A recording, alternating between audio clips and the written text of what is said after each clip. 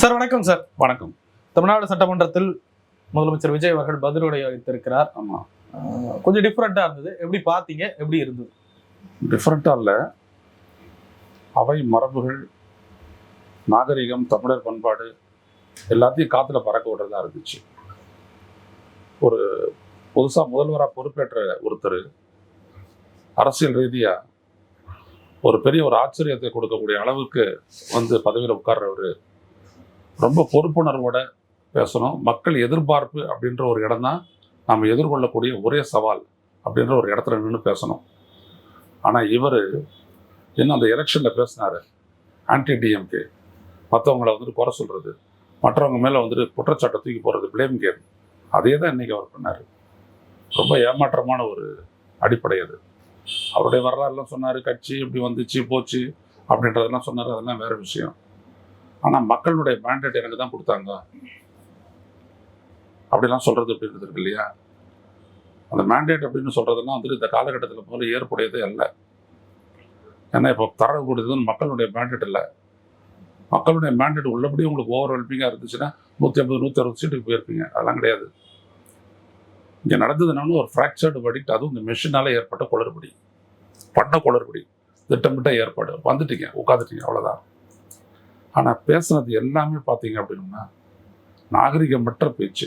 அதுவும் குறிப்பாக அப்படியே அந்த ஒயின் ஷாப்பில் இது மதுபான விற்பனையில் கட்சிக்கான நிதியை வாங்கினீங்க அப்படின்னு சொல்ல உடனே எதிர்கட்சிக்காரங்க சொல்கிறாங்க, யார் சொல்கிறீங்க? சொல்லணும் இல்லை, ஒருத்தர் ஆதாரபூர்வமாக பேசணும்ல ஒரு முதலமைச்சர். சொல்லுங்கள், உங்களை பற்றி தான் சொல்கிறோம். 10 ரூபா நீங்கள் இருக்கும்போது ஆரம்பிச்சது, ஏதாவது சொல்லுங்கள். எதையும் சொல்லாத நாங்கள் எந்த கட்சி குறிப்பிட்டவர் எதுவும் பேசலை அப்படின்னு சொல்லிட்டு எஸ்கேப் எதுக்கு? புரியல. ஒருத்தர் கூட விட மாட்டேன். ஊழல்னா எல்லாம் இந்த எம்ஜிஆர் பாட்டு, ஒரு தவறு செய்தால் அதை தெரிந்து செய்தால் அவன் தேவன் என்றால் விட மாட்டேன் அப்படிலாம் அவர் பேசுவார்ல, பண்ணார்ல, அதே தான் இங்கே. வேற எதுவும் இல்லை. அப்படியே நான் ஒருத்தரையும் விட மாட்டேன், அப்படியே கிழிச்சிருவேன் அப்படின்னு சொல்லி அவர் பேசுறாரு. சாதி மதத்துக்கு அப்பாற்பட்ட சமூக நீதி ஆட்சின்ற போய் மதத்தை பார்த்து தான் அவர் 2 தொகுதியிலேயே போட்டியிட்டார். எங்க கிறிஸ்தவ வாக்குகள் ஜாஸ்தி இருக்குன்றதான் அவர் போட்டியிட்டார். அதனால தான் எங்கே ஒன்று திருச்சி ஒன்றுன்னு போனார். ரொம்ப நல்ல ஆய்வெல்லாம் பண்ணியிருக்கீங்க. நீங்கள் இந்த 7 பேர் தாழ்த்தப்பட்டவர்களுக்கு நாங்கள் இடம் கொடுத்துட்டேன், என் மந்திரி சபையில் 8 பேர் கொடுத்துட்டேன், அதனால் இது சமூக நீதி ஆட்சி, இது வரைக்கும் நடக்காத சாதனை அப்படின்லாம் அவர் சொல்கிறாரு. அனைத்தும் பொய். உண்மை என்னன்னா, சமூக நீதி அதிகாரம் அளித்தல் அப்படின்றது என்னன்னா மக்கள் மத்தியில் நடக்கணும். கல்வி ரீதியாக, வேலைவாய்ப்பு ரீதியாக அதிகாரத்துக்கு அவங்க எவ்வளோ பேர் வர்றாங்கன்றது தான் சமூக நீதி. மந்திரி சபையில் ஒரு 8 பேருக்கு இடம் கொடுத்துட்டா சமூக நீதிலாம் கிடையாது. அப்போ நாளைக்கு உங்களுடைய ஆட்சி கவிழ்ந்துருச்சு, போயிடுறாங்க. ஸோ சமூக நீதி அதோட போயிடுமா? கேட்குறேன். அப்படி இல்லை. கொள்கை பற்றிய புரிதலே அவர்கிட்ட இல்லை. அடுத்தபடியாக எதிர்கட்சின்னு கேட்குறாங்க கேள்வி கேட்ட உடனே ஆளுங்கட்சியில் பயங்கர குரல், மோசமான குரல், விசில் சத்தம், மிரட்டல் எல்லாம். அவங்க என்ன, நீங்கள் கேள்வி கேட்டீங்க உடனே அவங்க விளக்கம் கொடுக்கறது தயாராது. ஏன்னா ராஜேந்திர பாலாஜி உட்காந்துருக்காரு எம்எல்ஏவா, அவர் பதில் சொல்லிட்டு போறாரு.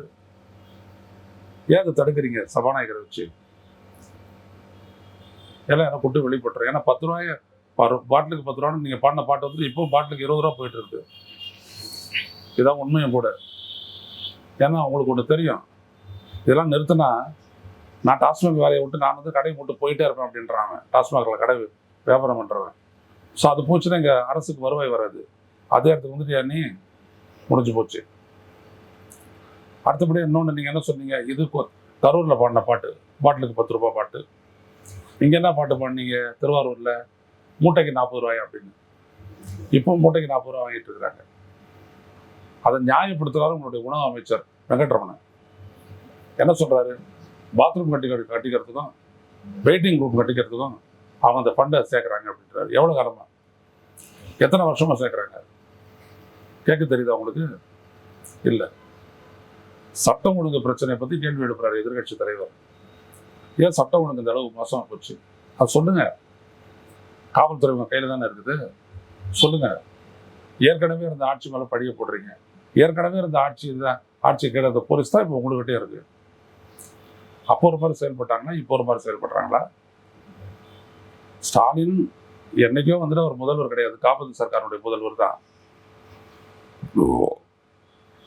ஆனா அவர் இருந்த வரைக்கும் பிரச்சனை இல்லை. ஆங்கொன்று இங்க ஒன்றமா சம்பவங்கள் நடக்குது, அதே நீங்க பெருசா பேசுறீங்க. அப்புறம் எலெக்ஷன் நடக்குது, எந்த பிரச்சனையும் இல்லை. வாக்கெடுக்க முடியுது, எந்த பிரச்சனையும் இல்லை. நீங்க பதவி இருக்கிறீங்க, ஒன்றும் இல்லை. 11ஆம் தேதி நீங்க ஆட்சியில் உட்காடுறீங்க, உட்கார்ந்த உடனே எல்லாம் கிளம்புது. எப்படி? அதான் நீங்க கேட்குறாங்க எதிர்கட்சிகள்லாம். நீங்க ஆட்சிக்கு வந்துட்ட உடனே ஏன் இவ்வளவு பேர் பெண்களுக்கு எதிரான அராஜகம், பாலியல் வன்கொடுமை, கொலை குற்றங்கள் ஏன் அதிகரிச்சது அப்படின்ட்டு அதுக்கு ஆதாரப்பூர்வம் பதில் சொல்லணும்னா போலீஸ் கிட்ட ரிப்போர்ட் ஆகியில பேசணும். எதுவுமே இல்லாத சும்மா முன்னாடி இருந்தவங்க போதைப் பொருள் அது பழக்கத்தினால தான், அந்த இன்ஃப்ளூயன்ஸ் தான் பண்றாங்க அப்படின்னு. இப்போ ஃபைல் பண்ணியிருக்கிற கேஸ்ல எத்தனை கேஸ் போதைப் பொருள் போதை அடிச்சுட்டு போதைப் பொருளுடைய இன்ஃப்ளூயன்ஸ்ல பண்ணியிருக்கான்னு எந்த கேஸ்ல போட்டிருக்கீங்க? ஒரு அறிக்கையை காட்டுங்க. இல்லை. அப்போ இது உண்மையை திட்டமிட்டு மறைக்கக்கூடிய செயல், திசை திருப்பக்கூடிய செயல் இல்லை அது. இதே காவல்துறை தான் அப்பவும் இருந்துச்சு. அந்த காவல்துறைகிட்ட ஒரு ரிப்போர்ட் வாங்கி கொடுங்க. நாங்கள்லாம் வந்துட்டு போதைப் பொருள் தடுப்பு நடவடிக்கையில் ஈடுபட்டோம், ஸ்டாலின் அரசு எங்களோட கையை கட்டி போட்டுடுச்சு அப்படின்னு ஒரு அதிகாரி விட்டு நீங்க சொல்லுங்க. டிஜிபி இருக்கிறாருல, நீங்க வந்து டிஜிபியை போட்டிருக்கீங்களா, அதான் சட்டம் ஒழுங்கு அத்தாட்சியா வாங்கி கொடுங்க அந்த அறிக்கையை. அதான் அத்தன்டிக். நீங்க இன்னைக்கு பதில் சொல்ல போறேன்னு தெரியல. நேற்று கேட்டிருந்தானே நீங்க கிட்ட வந்து கொடுத்துருக்க போறாங்க அறிக்கையை. அதை படிச்சிருந்தாலே எப்போதுமே எதிர்கட்சிகளுக்கு மூக்கு உடைச்ச மாதிரி ஆயிட்டு இருக்குமே. ஆனா போலீஸ்ன்னு சொல்றது எல்லாமே உங்க கதை தான். இந்த சினிமாக்காரர் இருக்கிறாங்க கூட. அதான் இப்போ வந்துட்டு உங்களுடைய தனிச் செயலர் யாரு? ஜெகதீஷ் பழனிசாமி. முதல்வரின் தனிச் செயலர் அவர் தானா? அதோட ரகசியமா வச்சுட்டு இருக்கிறாங்க. இப்போ சமீபத்தில் தான் தெரிய வந்துருக்குது. அது இன்னைக்கு தான் நானும் பார்த்தேன் நியூஸ்ல. என்ன விதமான நடைமுறை இது? போதைப் பொருள் அப்படின்னு சொல்லும் போது எவ்வளவு விடயங்களை வந்துட்டு நாங்கள் வந்துட்டு எடுத்து சொல்றோம். நாங்களாம் ஒரு பத்திரிகையாளர்கள். எப்படி போதை இல்லிசிட் ட்ரக் ட்ரேட் அப்படின்னு மினிஸ்ட்ரி ஆஃப் ஹோம் அஃபேர்ஸ் அதுலேருந்து எடுத்தது தான் இந்த டேட்டாவெல்லாம். இதை கண்டெக்ட் பண்றதுக்கான என்னென்னலாம் பண்ணிட்டு இருக்கிறாங்க அப்படின்றது வந்துட்டு உங்களுக்கு தெரியாதா?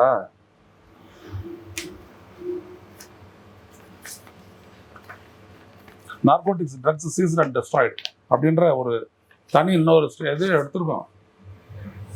அதில் என்ன போட்டிருக்காங்க?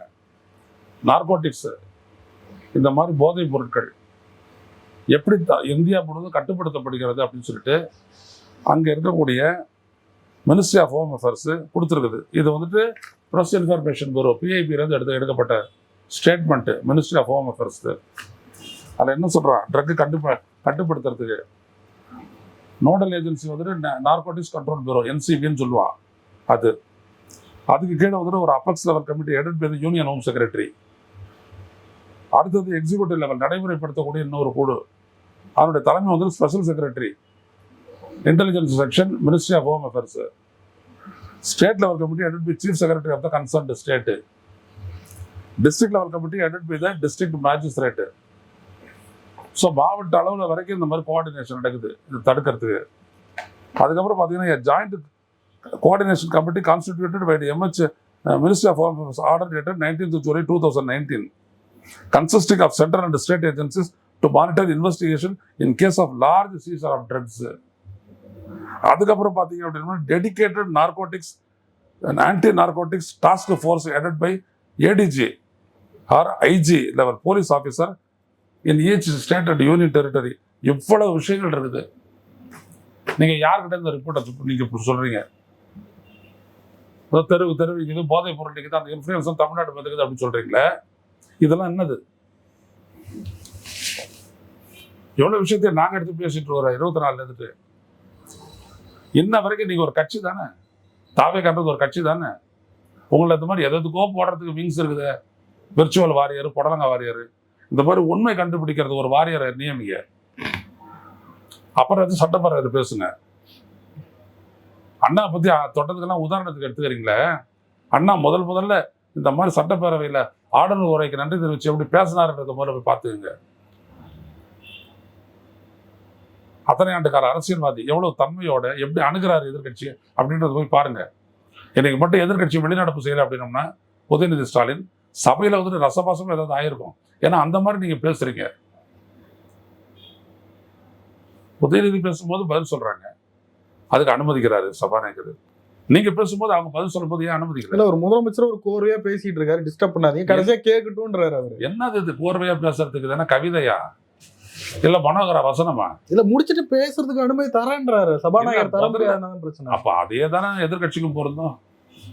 எதிர்கட்சி தலைவர் பேசும்போது இதே மாதிரிதான் கோர்வையா அழகா அதெல்லாம் அங்கேயும் தானே பொருந்தும். இது சட்டப்பேரவைங்க.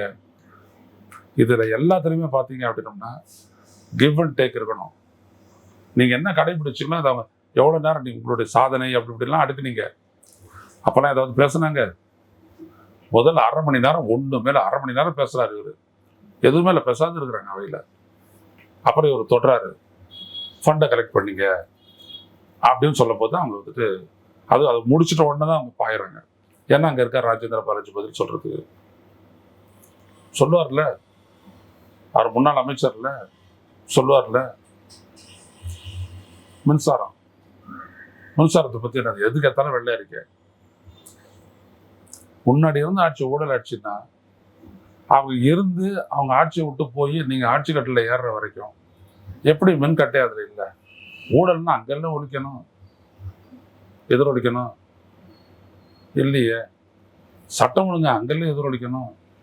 அங்கெல்லாம் கட்டுப்பாட்டில் இருந்து நீங்க வந்துட்டு உடனே புஷ்ஷுன்னு எல்லாம் பரணத்துக்கு நீங்க வந்து சேர்ல உட்காந்த உடனே தான் எல்லாம் இதாவது நேரங்கரெல்லாம் பார்த்து உட்கார்றோம். நீங்க ஜோசியர்கிட்ட கேட்டுக்கிட்டு எல்லாம் அப்படியே புற்றீசல் மாதிரி புறப்பட்டு வருது. என்ன காரணம்?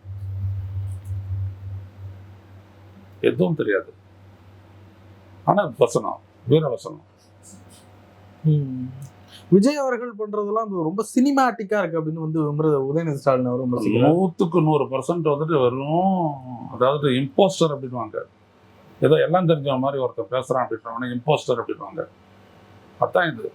அவர் சிஎம் சார், அவர் பேசுவார் அப்படி எடுக்க முடியாதா? ஏங்க சிஎம் அப்படின்ற ஒரு பேசுறாருன்னா அதுல ஒரு ஒரிஜினாலிட்டி இருக்கணுமா வேணாவா? ஒரிஜினாலிட்டினா அது you must have to stand on the truth. அவர் எல்லா ஸ்டேஜ்லயும் இப்படி தானே பேசுறாரு. அது எல்லா ஸ்டேஜ் அதான் இங்க தப்பு. எல்லா இடத்துலயும் அதே மாதிரி பேசி இங்கேயும் வந்து அதே இல்ல ஒரிஜினாலிட்டி கேட்டீங்களா, அதனால ஒரிஜினாலிட்டி நான் சொல்றேன். ஓ அவருடைய ஒரிஜினாலிட்டி இவ்வளவுதான் அப்படின்னு. அப்போ ஜனங்க வந்துட்டு ஜனங்களுக்கு நீங்க ஒரு பெரிய ஏமாற்றத்தை கொடுத்துட்டீங்க. போட்டதும் எனக்கும் ஒரு எதிர்பார்ப்பு இருந்தது. நீ காத்தால அடிச்சிங்களே, ஒண்ணுமே இல்லை. விவசாயிகளுடைய போராட்டத்தை திமுக தூண்டி விடுறாங்க, ஒத்துக்குவீங்களா? நீதான் எல்லாருக்கும் தள்ளுபடி. என்ன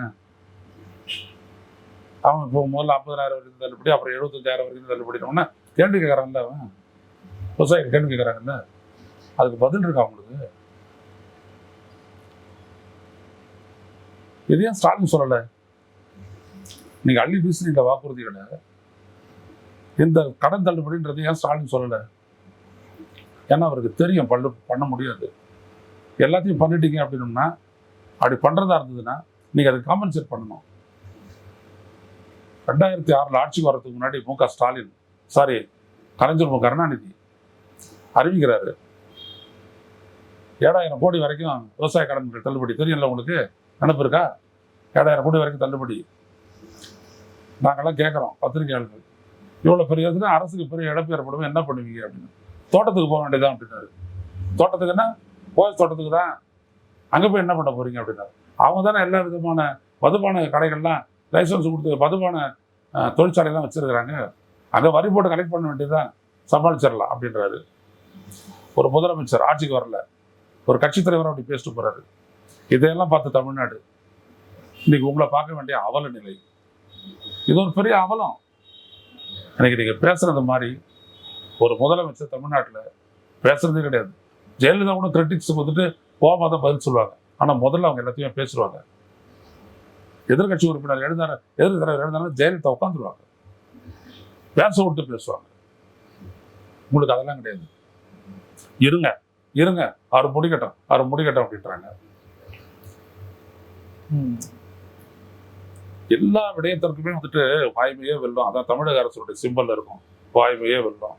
இந்திய ஒன்றிய அரசு தத்துவமே சத்தியமேவ ஜெயத்தே அப்படின்னு இருக்கும். உண்மைதான் வெல்லும். விஜய் அவர்களே, உங்களுடைய நடிப்பெல்லாம் ஒன்றும் வெல்லாது. அதெல்லாம் சினிமா. நல்லா 5 நாள் 6 நாள்ல வந்துட்டு 400 கோடி சம்பாதிக்கிற இடம் அது வேற. இது 4.5 லட்சம் கோடிக்கு பதில் சொல்லக்கூடிய ஒரு இடம். அது சாதாரண விடயம் இல்லை. இதெல்லாம் விஜய் அவர்கள் கடைசியா ஒரு ரியாக்ஷன் காட்டுறாரு. அதுக்கு முன்னாடி சபாநாயகர்கிட்ட அனுமதி கேட்கிறாரு. நேத்து தான் அந்த இதெல்லாம் தேவையில்லாத ரியாக்ஷன்ஸ் எல்லாம் கொடுக்க கூடாதுன்னு சொன்ன சபாநாயகர் அதுக்கு அனுமதி கொடுக்குறாரு. ஆமா, ரியாக்ஷனை கவனிச்சிங்களா? பார்த்தேன். அவரு கூட்டணிக்கே நான் முடிச்சிட்டேன் அப்படின்னு அவர் சொல்றாரு. அது வைரல் ஆனோடனே அது பேசுறாரு. இவர் என்னன்னா நான் எல்லாத்தையும் முடிச்சிட்டேன் அப்படின்றாரு. இப்படி நான் என்ன கேட்குறேன் அப்படின்னா, அதான் இம்போஸ்டர் அப்படின்னேன். நான் இந்த வார்த்தையை பயன்படுத்துறேன். நடிக்காதீங்க. இங்கெல்லாம் வந்து தமிழ்நாட்டிலலாம் நீங்கள் நடிச்சுக்கிட்டு எம்ஜிஆர் எந்த அளவுக்கு நடிகராக இருந்தாரோ அந்த அளவுக்கு ஒரு அரசியல்வாதி ஆகிறதுக்கு கடைசி வரைக்கும் முயற்சி பண்ணார். அவர் ஒரு இடத்துல எம்ஜிஆர் கிட்ட என்ன தோணும் அப்படின்னா, தெரியாமல் பேசிட்டார். அப்போட ஒரு சின்சியாரிட்டி இருக்கும். திருத்தனா ஏற்றுக்குருவார். அப்படியேப்பட்ட ஒரு மனசு அவருக்கு. அதனால தான் அவர் உயர்த்தி காட்டுச்சு. உங்களுக்கெல்லாம் அதெல்லாம் இல்லவே இல்லை. கரடு முரடான பட் மோசமான மனநிலையில் கூட நீங்கள் பேசியிருக்கீங்க. ரெண்டாவது, உங்களுக்கு வந்துட்டு இந்த இடத்த கையாள தெரியல. ஒரு முதல்வரா நம்ம எப்படி செய்யணும் அப்படின்னா நீங்கள் யோசிச்சிருப்பீங்க. இந்த மாதிரி ஒரு சினிமாவில் நடக்கிற மாதிரி நீங்கள் பேசியிருக்க மாட்டீங்க. எதிரில் இருக்கிறவனால வில்லனை சித்தரிக்க மாட்டீங்க. நேராக மக்களை குறி வச்சிருப்பீங்க. எம்ஜிஆர் எப்போ பேசுகிறாலும் மக்களை தான் பற்றி பேசுவார். ரொம்ப நீங்கள் அடுத்தமாக கேட்டிங்கன்னா அது மக்கள் புரிந்து கொள்வார்கள். மக்களுக்கு தெரியும் நான் யாருக்கு அவர் அப்படி போவார். அவர் மக்கள்கிட்ட தான் டிஃபென்ஸாக போயிட்டு இது பண்ணார். சட்டமன்றத்துலலாம் எதுவும் பண்ணலை. அதனால தான் எம்ஜிஆர் இருக்கிற வரைக்கும் எதுவுமே நடக்கலை. பின்னாடி ஜெயலலிதா வந்தவங்க நடந்துச்சு, அது வேற கதை. எம்ஜிஆர் இருக்கும்போது எதுவுமே நடத்திருக்காது. ஏன்னா அவருக்கு மதிப்பு கொடுக்கவும் தெரியும், மதிப்பை வாங்கவும் தெரியும். அப்படி இருந்தார் அவர். உங்களுக்கு என்ன தெரியுது? எப்போ பார்த்தாலும் கருணாநிதி இப்படின்னு பார்த்தாராம். உங்க அப்பாரை காணுங்க அப்படின்றாரு. குட்டி கதை. இதுக்கெல்லாம் திமுககாரன் எவ்வளோ கதையும் சொல்லுவான். ஒரு மேடையிலையும் சொல்லுவான். உன்னாட்டம் ஒருத்தன் வெளில பேசினா அப்படின்னோம்னா உடனே வடக்கு வந்துடும். சிவாஜி கிருஷ்ணமூர்த்தி மாதிரி ஒருத்தர் பேசினா அப்படின்னா வடக்கு வந்துடும் இல்லை. ஆனால் நீ பேசலாம். ப்ரிவிலேஜ். உங்க ஆடு சபாநாயகர் அவ்வளவு தூரம் கருணாநிதி வெளில அது ஸ்டாலின் வெளில நாக்கிறல்ல. ஏன் அவர் வீட்டுக்கு போயிட்டு துண்டை போட்டு பூங்கொத்தெல்லாம் குறிப்பிடலன்னு சொல்றாரு சார். யாரையும் குறிப்பிடலன்னு சொல்றாருங்க சார். எனக்கு தெரியாதா நீங்க யாரை குறிப்பிடுறான்னு? உன் நாட்டை முட்டாளான்னாங்களா சார்? அப்படி சிஎம் சார் அப்போ சொல்லக்கூடாது இல்லை. நான் யாரையும் குறிப்பிடலன்னு சொல்லி ஏமாற்றக்கூடாது இல்லை. யாரையுமே குறிப்பிடல. அப்புறம் யாரை நினச்சி உன்னோட தொண்டர் பொடிகள்லாம் சிரிச்சாங்க? தப்பு இல்லை. அது தப்பா இல்லையா? அவையில் இல்லாத ஒருத்தரை பற்றி பேசலாமா? 5 நிமிஷம் பேசுறதுக்கு குளத்தூர் அப்படியே ஆடி போயிடுச்சு. அப்படி பேசலாமா நீ? அவையில் இல்லாதவங்களை பற்றி பேசலாமா? எவ்வளோ தூரம் கேட்டிருப்பான். பேசுறாரு அவரு. சர்ற மாதிரியே பேசுறாரு. மேலே உட்காந்துட்டு இருக்காரு, முடிச்சுட்டு இருக்காரு அவரு. என்னடா அது இவர்களால் அந்த இடத்துல உட்காந்துட்டோமே அப்படின்ட்டு. இப்படிதான் நடந்துச்சு இன்னைக்கு. ஒரு கேள்விக்கான ஒரு பதில் எவ்வளவு கேள்வி கொடுக்குறாங்களோ அனைத்தும் உங்களுக்கு ஒரு ஆப்பர்ச்சுனிட்டியா நீங்க கருதி இருக்கணும். இந்த ஆப்பர்ச்சுனிட்டிக்கே வந்துட்டு எடுத்துக்கிட்டு மக்களுக்கு சொல்லணும், பேசணும். மக்களே நான் வருவேன், நான் ஒருபோதும் உங்களை ஏமாற்ற மாட்டேன், எனக்கு கொஞ்சம் டைம் கொடுங்க, இவ்வளவுதான் நான் கேட்குறேன். எதிர்கட்சிகளுக்கு நான் தான் சொல்றேன், இந்த ஆட்சி செய்யும், ஏன்னா நான் நேர்மையா இருக்கிறேன் அப்படின்னு நீங்க சொல்லியிருந்தீங்கன்னா அந்த வார்த்தைகள் போதும், 4 வார்த்தைகள் போதும், மக்களை கன்வின்ஸ் சொல்லிட்டு இருக்கோம். ஆனா அது இல்லை. நான் சரி, அவங்க தப்பு, அவங்களால தான் எல்லாம் ஏத்துக்க மாட்டாங்க யாரும். கையால் அகத்தணும், அவ்வளவுதான். உதயநிதி ஸ்டாலின் அவர்கள் சட்டமன்றத்துல பேசுறப்போ விஜய் அவர்கள் கொடுத்த வாக்குறுதி எல்லாம் கொஞ்சம் ரிமெம்பர் பண்ணிக்கிட்டே இருக்காரு. அப்படி பண்ணிக்கிட்டே இருக்கணுமா? செய்யறப்ப செய்வாங்க. ஒரு 6 மாசமா டைம் கொடுத்துள்ள ரிமெம்பர் பண்ண. அதான் அவரே சொன்னார் பேச்சுல. அது எப்போ செய்வோம், நாங்க உங்களோட உடனே செய்ய சொல்லல, வற்புறுத்த மாட்டோம். எப்ப செய்ய போறீங்கிறத மட்டும் நாளைக்கு சரி பதில் கொடுக்க போது சொல்லுங்க, அப்படிதான் சொன்னாரு அவரு. அதான் இவர் சொல்லவே இல்லை. இல்ல ஒருவேளை செஞ்சுட்டா அது ஒரு இதுவாயிராதா? என்ன ஆயிடும்? எப்படி செய்வாரு? இவர் அள்ளி விட்டாதான் எல்லாமே. செய்ய மாட்டாருன்ற நம்பிக்கையில சொல்றது அது இல்ல. செய்ய மாட்டாரு, முடியவே முடியாதுதான். இவ்வளவு தூரம் இந்த 1 மாசத்துல நீங்க எதை செஞ்சீங்க, எதை சாதிக்க முடியலன்றது தெரியலையே. என்ன பிரச்சனைன்றது உங்களுக்கு புரியலையா? உங்களால எப்படி செய்ய முடியும்? என்ன பிரச்சனை? எலக்ட்ரிசிட்டி. அதான் சொல்ல வரேன், ஊழல் அது இது ஆயிப்புன்னு 1008 அடுக்கிறீங்களே. திமுக ஆட்சியில் இருக்கிற வரைக்கும் என் மின்வெட்டு வரல. நீங்க உட்கார்ந்த உடனே என் மின்வெட்டு வந்துச்சு. மொத்த அதிகாரம் உங்க கையில தானே இருக்கு. திமுக இருக்கிற இப்போ வரைக்கும் இவ்வளவு மோசமெல்லாம் இல்லையா சட்டம் ஒழுங்கு? இப்ப படு மோசமா போச்சே, உங்க கையில தானே இருக்கு. விவசாயிகளுடைய போராட்டத்தை நேரில் போயிட்டு பதிவு சொல்லலாமே. போங்களே காவேரி படுகைக்கு, இப்ப போங்களேன் திருவாரூருக்கு போங்க. நீங்க முடிஞ்சு போச்சு இல்ல, நாளைக்கு காத்தால வண்டி எடுத்துட்டு புறப்படுங்க திருவாரூருக்கு, போய் பேசுங்க அவங்களோட. அப்ப அவங்க கேட்பாங்க கேள்வி, அப்ப பதில் சொல்லுங்க. சும்மா எடுத்து விட்டது 25 லட்சம் ரூபாய் ஒரு வீட்டுக்கு இன்சூரன்ஸ், 60,000 ரூபாய் பிரீமியம் கட்டணும் வருஷத்துக்கு. முடியுமா அது? 6 சிலிண்டர், ஒரு சிலிண்டர் தர முடியுமான்னு பாருங்க முதல்ல. தொடர்ந்து எங்கள் ஆதரவோடு அப்படின்ற ஒரு குற்றச்சாட்டை வச்சுக்கிட்டே இருந்தாங்க. ரொம்ப வன்மையா கண்டிச்சு பேசியிருக்காரு. நாங்கள் மக்கள் ஆதரவோட வந்திருக்கோம், கம்யூனிஸ்ட்லாம் சொல்லியிருக்காங்க, அவங்க சுயமா முடிவெடுத்து வந்திருக்காங்க. அவங்க சுயமா முடிவெடுத்தாங்கன்றத நம்ம பார்த்தோமே. 4ஆம் தேதிக்கு 10ஆம் தேதி இடையே இந்த ஆதரவு கொடுத்த 4 கட்சிகளும் எத்தனை முறை அறிவாலயத்துக்கு போயிட்டு வந்தாங்கன்றதெல்லாம் நம்ம பார்த்துட்டு தானே இருக்கோம் இல்லையா? இவரோட பேச ஆரம்பிச்சோன்னா அந்த பக்கம் போகாத இருந்தாங்கன்னா பரவாயில்ல, அவரோட பேசிட்டு தானே இங்க வர்றாங்களே. ஸ்டாலின் எங்களை அனுமதிச்சாருன்னு சொல்றாங்களா இல்லையா? ஆட்சியை காப்பாற்ற நீங்க முடிவெடுங்க, நீங்க அவங்களை ஆதரிங்க, ஒன்றும் பிரச்சனை இல்லை பார்த்துக்குவோம் அப்படின்னு அவர் சொன்னாருன்னு சொல்றாங்களா இல்லையா? அப்புறம் நீங்க அப்படியே மாத்தி பேசுறீங்க. பேப்பர்லாம் படிக்க மாட்டீங்க, டிவிலாம் பார்க்க மாட்டீங்களா? ரொம்ப ரொம்ப ரொம்ப தற்கொலைத்தனமா இருக்குது. மறுபடியும் அங்கதான் வந்து நிக்கணும். விவரம் இல்லாமவே பேசுறாரு. விஜய் அவர்கள் ஒரு பிளான் ஒன்று சொல்றாரு, நாங்க வந்து யாரும் வாங்க விட மாட்டோம், வாங்குறவங்களையும் விட மாட்டோம், இதெல்லாம் சொல்றாரு. எப்படி பாக்குறீங்க? வாயால ஊழலை ஒழிக்கவே முடியாது விஜய், உங்களால செயல்ல தான் ஒழிக்க முடியும். ஒழிச்சு காட்டுங்க, அது ஒரு வருஷத்துக்கு அப்புறம் தெரியும் என்னான்ட்டு. ஒழிச்சு காட்டுங்க பார்க்கலாம். நீங்க கட்சி நடத்தணும். நான் அதான் கேட்குறேன், நீங்க எப்படி கட்சி நடத்துறீங்க? யாருடைய காசுல கட்சி நடத்துறீங்க? 5 ஸ்டார் ஹோட்டலில் போயிட்டு வேட்பாளர் பட்டியலை வெளியிட்டீங்களா? எவ்வளோ செலவாச்சு? யாரு கொடுத்தீங்க? இங்கேருந்து டெல்லிக்கு ஃப்ளைட்டில் போயிட்டு வந்தீங்களா இல்லையா? ஒரு ஃப்ளைட்டு வந்துட்டு அரசு, ஒரு அப் அண்ட் டவுனு, இன்னொன்றதுக்கு எந்தது அப்படின்ட்டு இருக்கேன். எந்த காசு? உங்க காசா? அது ஒரிஜினா காசா? அது ஒரிஜினா காசுனா அது ஒரிஜினாக்கு எப்படி வந்துச்சு? ஆக மொத்தம் ஊழல் பணம் இல்லை, அவ்வளவுதானே. ஊழல் பணம் தான் அது. டிக்கெட் வித்ததுன்னா அது, லாட்டரி டிக்கெட் வித்ததுன்னா அது ஊழல் பணம் தான் அது. தப்பான வழியில் தானே அவ்வளோ சேர்த்துருக்குறாங்க.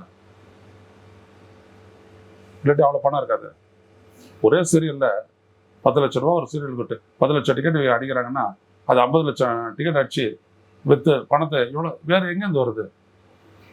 1100 கோடி கொடுத்துருக்கிறாரு சாண்டியாகோ மார்ட்டின் பிஜேபிக்கு. 590 கோடி என்ன கொடுத்துருக்காரு திமுகக்கு. ஏன் கொடுத்தாரு? எது கொடுத்தாரு? நேர்மையான வழியில் சம்பாரிச்சதுக்கா கொடுத்தாரு? அதெல்லாம் எதுவும் உண்டு. எப்படி ஹேண்டில் பண்றாங்கன்னு நினைக்கிறீங்க சார்? விஜய் அவர்களே பேசல அப்படின்னாலும் அமைச்சர்கள் லைனா பேசிக்கிட்டே இருக்காங்க. என்ன பேசினாலும் அமைச்சர்கள் பதில் வந்துருச்சு அப்படின்னு போக முடியாதா? எவ்வளவு பதில் வந்துச்சு? எங்க வந்துச்சு பதில்?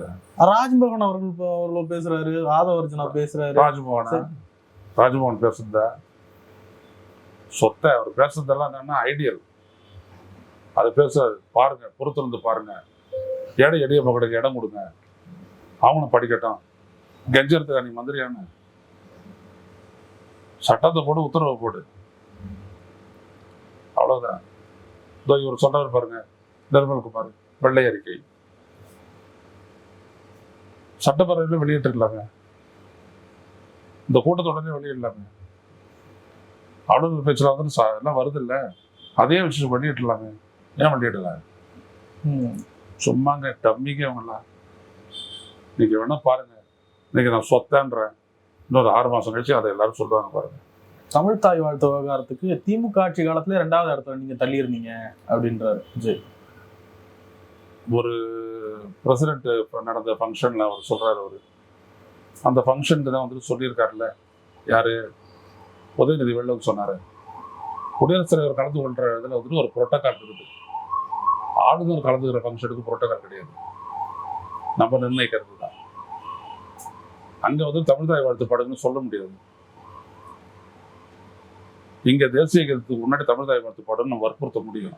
ஏன்னா இந்த அவை நடவடிக்கைகள்லாம் இந்த அவையில கடைபிடிக்கக்கூடிய மரபு இப்படிதான் நடக்குது. அதுலயும் அதை செஞ்சீங்கன்னு கேட்டது அவ்வளவுதான். இவங்க யாரையும் பிஜேபி எல்லாம் எதிர்க்க மாட்டாங்க, ஒன்றும் பண்ண மாட்டாங்க. பார்த்தா தெரியல,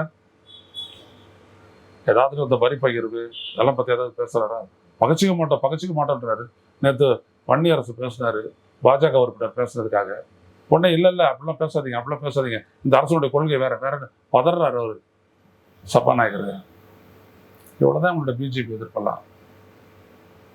இப்போ எவ்வளவு பிரைவேடைசேஷன் பாருங்க. அன்னைக்கு தூய்மை பணியாளர்கள் வந்துட்டு போராடும் போது விஜய் அவங்களுக்கு ஆதரவு தெரிவிச்சாரு. எது அவங்க போராடினாங்க? பிரைவேடைஸ் பண்ணாதன்ட்டு. விஜய் ஆட்சிக்கு வந்துட்ட உடனே 6 மாநகரங்கள்ல இந்த மாதிரி தூய்மை பணியாளர்கள் எல்லாம் நியமிச்சு வேலை வாங்குறதுக்கு பிரைவேட்டுக்கு கான்ட்ராக்ட் கொடுக்கறது தொடர்பா டெண்டர் விட்டுருக்காரு. இப்போ இதுதான் விஜய். அவர் என்ன செய்யறாரு, என்ன சொல்றாரு அப்படின்றதுலாம் மயக்கத்தரத்தார் போறல. அப்போ ஒண்ணுமே புரியல. சரி, எப்படி விஜய் பேசினாலும் இந்த காலத்து மக்களுடைய ரசனைக்கு ஏத்த மாதிரி அவர் பேசியிருக்காரு. இது கண்டிப்பா அவருக்கு ஆதரவு பெருக்குமா, நெகட்டிவிட்டி அதிகமா உண்டாகும்? ரசனையை வந்துட்டு நீங்க சட்டப்பேரவையில தேடுறீங்க அப்படின்னா ஜனநாயகத்துக்கு இடம் இல்ல, மக்கள் ரசிப்பாங்கல்ல, மக்கள் தான் ஓட்டு போட போறது, மக்கள் தான் தீர்மானிக்க போறது. மக்கள் தான் தீர்மானிப்பாங்க. எலக்ட்ரிசிட்டி எல்லாம் ரசிப்பாங்களோ? கட்டாச்சுன்னா பயங்கர புழுது பேர்த்து கூட்டு அவ்வளவு உடம்புக்கு நல்லதுன்னு சொல்லுவாங்களா? அதான் பீஸ் கலர் திருடி போன வீடியோ இருக்காம. எப்படி பீஸ் காரியர் தான் கேட்டார்ல அந்த ஆள், சிவசங்கர் கேட்டார்ல எம்எல்ஏ, மத்தியானம் பீஸ் காரியரை கொடுங்கன்னா நைட்டு பவர் கட் ஆகுமான்ட்டு கேட்டார். ஆவடியில் பீஸ் காரியரை கொடுங்கன்னா தாம்பரத்தில் வந்துட்டு கட் ஆகுமா? தமிழ்நாடு ஃபுல்லாக கட் ஆகுமா? மும்பனி மின்சாரம் என்னாச்சு? நான் சிம்பிளா கேட்குறேன். ஓடல் ஆட்சி திமுக, மின்சாரம் ஃபுல்லா வந்துச்சு. உங்களுடைய ஆட்சியில சுத்தமான ஆட்சி, ஏன் மின்சாரம் வரல? அது சொல்லிட்டு போங்க, அவரை பார்த்து வருவாங்க. விஜய் அவர்களுடைய இந்த மாதிரியான செயல்பாடுகள், அதை சட்டமன்றத்தில் அவங்களுடைய செயல்பாடுகள், பொதுவெளியில் அவங்களுடைய விமர்சனம் வைக்கிறதால மட்டுமே அவங்களுடைய ஆட்சியின் மீதான அதிருப்தியை மக்கள் மத்தியில உண்டாக்கிற முடியுமா? முடியாது. அதெல்லாம் விஜய் பார்த்து வருவாரு. அவருடைய பேச்சு, அவருடைய செயல், அதை வச்சுதான் கேட்கறதெல்லாம். ஆமா, எல்லாம் அதான் அவரு தான். அவரே பண்ணிடுவாரு. பண்ணீங்கன்னு அவரே காலி பண்ணிடுவாரு. வேற யாரும் பண்ண வேணாம். என்ன வழி அப்புறம் அந்த ஆட்சிக்கு மீதான ஒரு அதிருப்தியை உண்டாக்குறது, என்ன பண்றது? அதெல்லாம் மக்கள் கிட்ட உண்டாயிடும். இதுல என்ன பண்றாங்கன்றது பார்த்துட்டு தானே இருக்கீங்க. ஒண்ணு கட் பண்ண இல்ல சார், இது ட்ரெண்ட் ஆகுது சார் விஜய் பண்றதெல்லாம். ஏங்க நீங்க வந்துட்டு சோசியல் மீடியால விர்ச்சுவல் வாரியர்ஸ் அவங்க வந்துட்டு ஒரு டூப்ளிகேட் ஐடியில போட்டுக்கிட்டு அவங்க பண்றதெல்லாம் நீங்க பார்த்துக்கிட்டு ட்ரெண்ட் ஆகுதுன்றீங்க. இல்ல, அப்படிதான் நம்ம சொல்லிக்கிட்டு இருந்தோம். அது ஓட்டா மாறிடுச்சு. அது ஒன்றும் 1,72,00,000 ஓட்டுலாம் கிடையாது. அதெல்லாம் நம்ம முதல் நாளே நம்ம பேசணும். அப்பதான் முதல் நாள் எல்லாம் பேசிட்டோமே, இந்த நாட்டில் என்ன நடக்குது அப்படின்றத பேசிட்டோமே. அதனால அதெல்லாம் கிடையாது. அனுபவத்திலேருந்து நீங்க பாருங்க. ஒரு தொழிலாளி, ஒரு விவசாயி, ஒரு வியாபாரி, எவ்வளோ பேர் இருக்கிறாங்க, எத்தனையோ செக்மெண்ட் இருக்குது. அவங்களாம் டெய்லி இதெல்லாம் இந்த இதெல்லாம் பார்த்துட்டு இருக்கிறாங்களா என்ன? ரீல்ஸை பார்க்குறாங்களா என்ன? இதெல்லாம் ஒன்றும் பண்ண முடியாது. இப்போ அது அப்படியே எக்ஸ்போஸ் ஆகுது. இவங்க முன்னாடிலாம் குறை சொல்லிட்டு இருந்தாங்க, நல்லா போகும். இப்போ வந்துட்டு சாதனைகளை சொல்றதுக்கு ஒன்றும் இல்லை. இப்போ மறுபடியும் குறைகள். இப்போ அவங்க மாற்றி சொல்றாங்க. இதுவும் வேற விதமாக போகும். ஸோ இது வந்துட்டு 2 பக்கமும் கூறா இருக்கக்கூடிய ஒரு ஆயுதம் தான் டெக்னாலஜி. அதனால இதுலயே அவங்க அடிவாங்க பாருங்க. இதுல விஜய் அவர்கள் முதலமைச்சரா அவருக்கு புதுசு, இதெல்லாம் பண்றாரு. எதிர்கட்சி தலைவர் பொசிஷன்ல உதயநிதி ஸ்டாலின் அவர்களுக்கும் புதுசு. அவர் எப்படி பெர்ஃபார்ம் பண்றாருன்னு நினைக்கிறீங்க? எதிர்கட்சிகளுடைய பர்ஃபார்மன்ஸ் என்னைக்குமே மக்களுக்கு வந்துட்டு அது ஒரு பெரிய பிரச்சனை எல்லாம் ஒன்றும் கிடையாது. மக்களுடைய பிரச்சனைகளை அவங்க கேள்வியா எழுப்புறாங்களா, முடிஞ்சு போச்சு, நல்லா பண்றாங்க அப்படின்றாங்க. பதில் சொல்ற இடத்துல இருக்கிறவங்க தான் பிரச்சனை. இல்ல, கடந்த முறை எடப்பாடி பழனிசாமி அவர்கள் ஹேண்டில் பண்ணாததுனாலதான் இப்போ பின்னாடி போயிருக்காருன்ற மாதிரி சொல்றாங்க. இல்ல, அதெல்லாம் எதுவும் கிடையாது. எடப்பாடி பழனிசாமி சேர்த்தே ஓட்டு வாங்கியிருக்காரு. மக்களவையோட அதிகமாக ஓட்டு வாங்கியிருக்காரு. 14 லட்சம் ஓட்டு கூட வாங்கியிருக்காரு. நகர மையங்களை குறி வச்சு இந்த வேலையை செஞ்சிருக்கிறாங்க. அவ்வளவுதான். விஜய் ஆட்சி பண்ணிட்டாரு, வேற எதுவும் கிடையாது. அதனால இந்த வெற்றி அதெல்லாம் விஜய் வந்துட்டு மயக்கத்தில் இருக்காரு. தெரியல, கூடிய விரைவில் காட்டுவாங்க பாருங்க. இல்ல, நான் கேட்டது கலைஞர் ஸ்டாலின் அளவுக்கு உதயநிதி ஸ்டாலின் அவர்கள் சோலோவா பெர்ஃபார்ம் பண்றாரான்னு கேட்கிறேன். இல்ல, அது அவர் நிரூபிக்க வேண்டிய விஷயம். அவருக்கு நான் நிறைய காலம் இருக்குது நிரூபிக்கணும். அவரு நிரூபிக்கிறது அவருக்கும் வந்துட்டு நான் சொல்ல வரேன். இந்த சர்க்காசம் தேவையற்றது. நேர்த்தியா விஷயங்கள் எடுத்து வைங்க. இதெல்லாம் நீங்க சொன்னது, இதெல்லாம் எப்படி நடக்குது, என்ன உங்களுடைய பதில், இவ்வளவுதான் விஷயம். எல்லாத்தையும் நீங்கள் வந்துட்டு அதுக்கு ஒரு அலங்காரம் கொடுத்து ஒரு ஏகடியம் பேசி அதெல்லாம் தேவையற்றது. அது இன்னொருத்தர் வழி இருக்கும். புரியுதுங்களா? நீங்கள் திட்டினா அவங்க திட்டுவாங்க, நீங்கள் ஒரு ஜோக் அடிச்சிங்கன்னா அவங்க இன்னொரு ஜோக் அடிப்பாங்க. அப்புறம் இதுவே புடவை போய்டும் சட்டப்பேரவை கூட்டத்தொடர் முழுவதும். நேர்த்தியாக வந்துட்டு பேசுங்க, எடுத்து வைங்க. என்ன ஆச்சு? அன்னைக்கு நீங்கள் வந்துட்டு போயிட்டு நின்னீங்களே, அவங்க ப்ரைவேட்டேஷனுக்கு எதிராக தானே நின்னாங்க. இன்னைக்கு 6 இடத்துல பண்ணுறீங்க. உங்களுடைய நிலைப்பாடுங்க இது டபுள் கேமா இல்லையா? இதை மட்டும் சொல்லிட்டுங்க, மக்கள் புரிஞ்சுவாங்க. இதெல்லாம் நிறைய விஷயங்களை பயன்படுது. நன்றி.